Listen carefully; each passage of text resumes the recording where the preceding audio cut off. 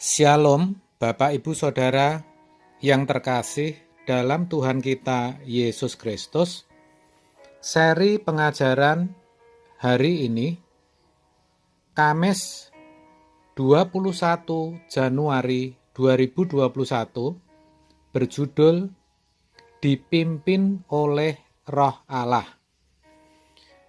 Orang bisa dikatakan sebagai anak Allah kalau dipimpin oleh Roh Allah. Roma 8 ayat 14 menuliskan demikian. Semua orang yang dipimpin Roh Allah adalah anak Allah. Pertanyaannya, apakah semua orang Kristen pasti dipimpin Roh Allah? Jawabnya, belum tentu, saudara.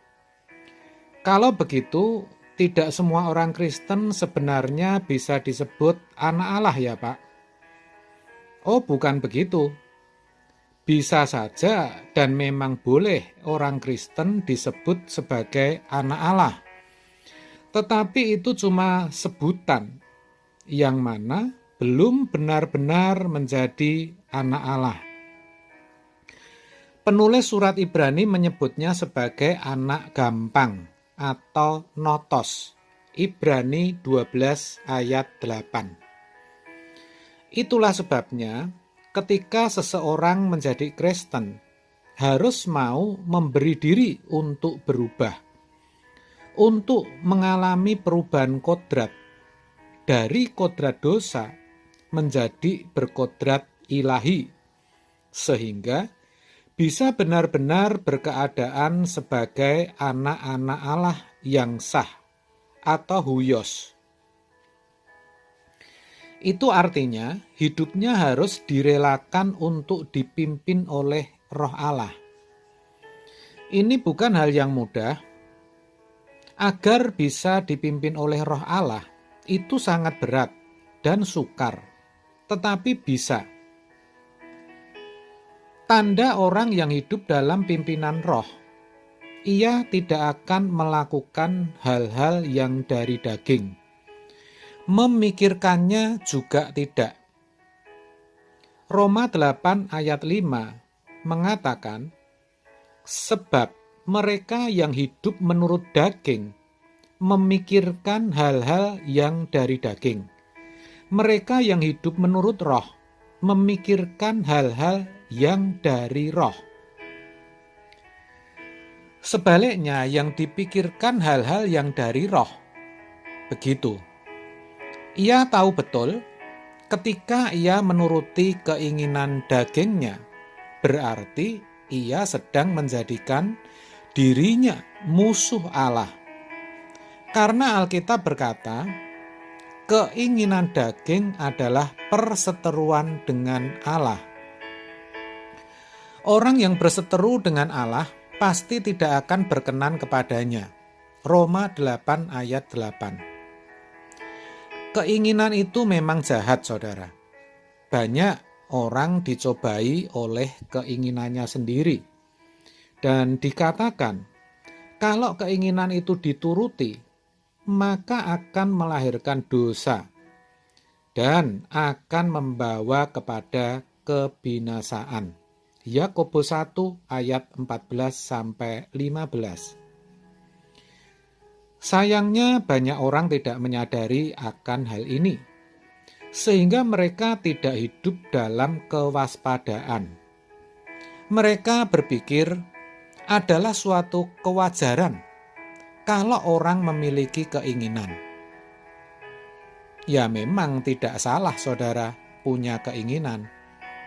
Padahal ketika seseorang menuruti satu saja dari keinginannya, sesungguhnya ia sedang menghidupkan satu monster dalam dirinya.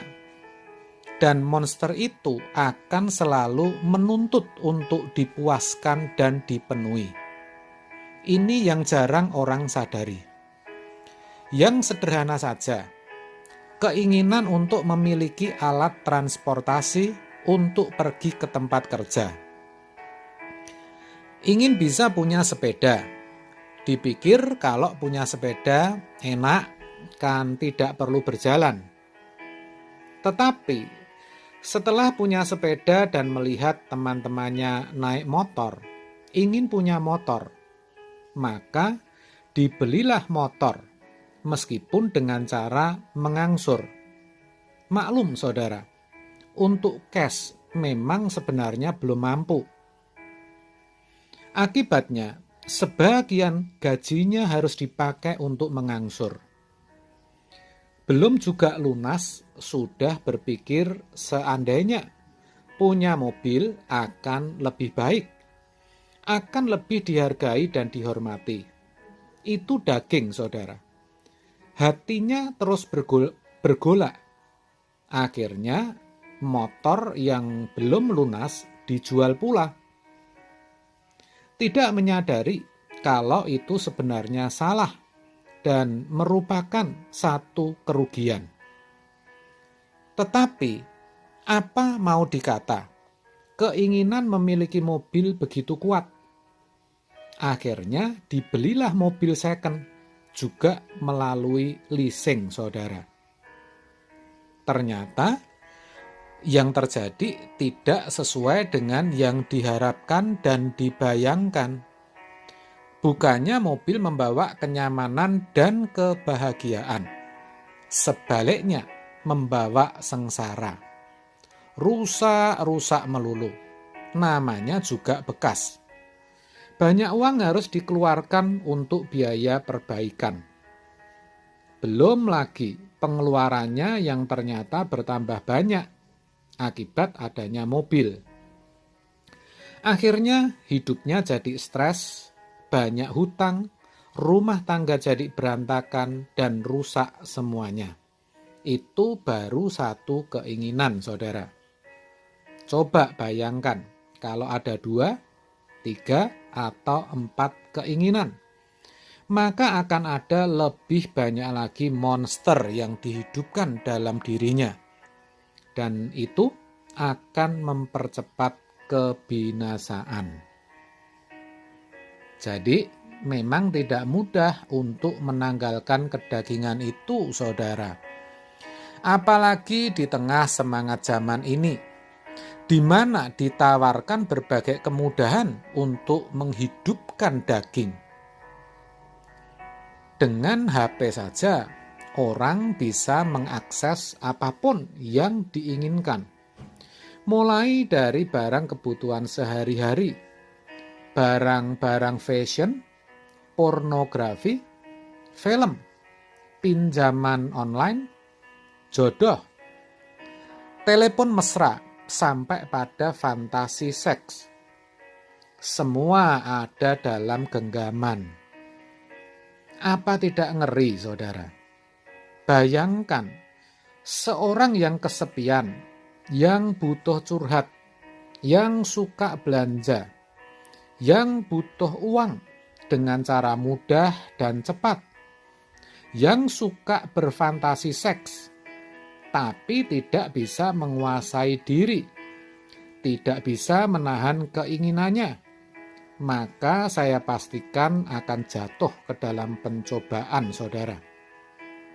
Apalagi banyak sekali berita hoax. Ini juga bahaya karena juga bisa membuat jatuh dan berbuat dosa. Oleh sebab itu, untuk dipimpin oleh Roh Allah, tidak hanya dibutuhkan kerelaan, tetapi kenekatan. Tanpa nekat, orang tidak mungkin bisa. Nekat apa? Nekat untuk mengkhianati daging dan tidak menurutinya. Maka, melalui kebenaran hari ini, saya ajak agar kita semua menyadari sulitnya hidup dipimpin oleh Roh. Sulitnya untuk benar-benar menjadi anak-anak Allah. Kita harus tegas pada diri kita sendiri. Kita harus berani berkata tidak untuk daging kita. Barulah hidup kita bisa dipimpin oleh Roh Allah. Amin. Tuhan memberkati.